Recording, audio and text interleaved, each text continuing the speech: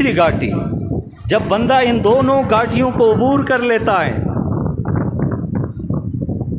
توحید پر گامزن رہتا ہے، کفر میں نہیں جاتا، شرک نہیں اختیار کرتا، بدعت کے پاس نہیں جاتا، پھر شیطان کے پاس تیسرا حربہ کیا ہوتا ہے؟ اس کو کبیرہ گناہوں کے اندر مبتلا کر دے۔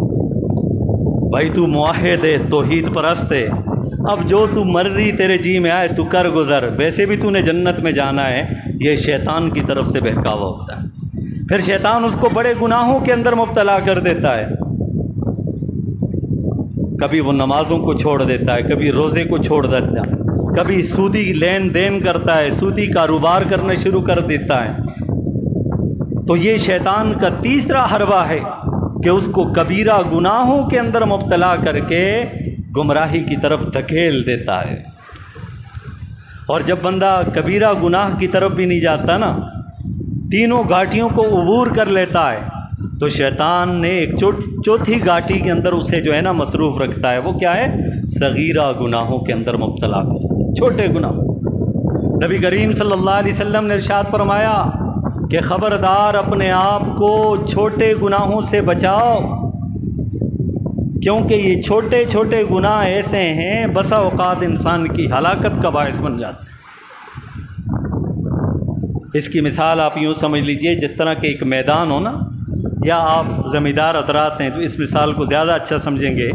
جب آپ گندم کی کٹائی کرتے ہیں، مونجی کی کٹائی کرتے ہیں، تو نیچے وہ چھوٹے چھوٹے وہ بچ جاتے ہیں، اس کو آگ لگاتے ہیں نا، آخر میں اس کو آگ لگاتے ہیں، تو اس آگ کے لگانے سے ارد گرد کی آبادی کو یا کسی گھروں کو نقصان نہیں پہنچتا۔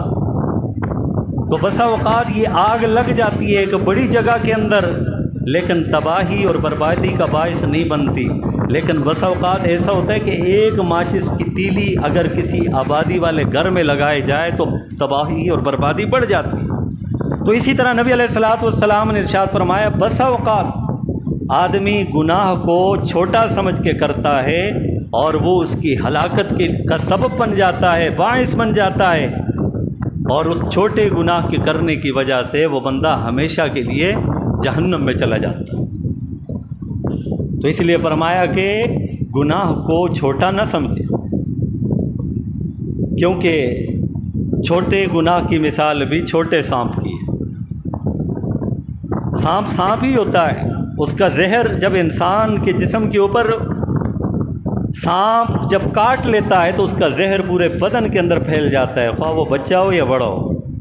تو اسی طرح فرمایا شیخ سعدی رحمۃ اللہ علیہ نے بھی گناہ کی مثال اس سانپ کے ساتھ دی ہے، فرماتے ہیں چھوٹا سانپ بھی انسان کو کاٹتا ہے، تو اسی طرح چھوٹے گناہ کے اندر مبتلا ہو کر بھی بندہ جو ہے وہ گمراہی کی طرف چلا جاتا ہے۔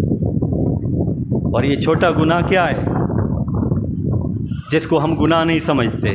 عام طور پہ راستے میں کوئی پتھر پھینک دیا، کوئی کیلا کھا کر اس کے چھلکے کو پھینک دیا، اس کو گناہ ہی نہیں سمجھتے۔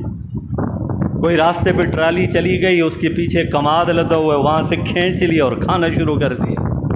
کسی ریڑھی والے کے پاس گئے اور کہا کہ کتنے روپے کلو ہیں، ابھی وہ بتا ہی رہا ہے، اس سے پہلے اس کی اجازت کے بغیر ان چیزوں کو کھا رہا ہے اور اسے گناہ ہی نہیں سمجھتا۔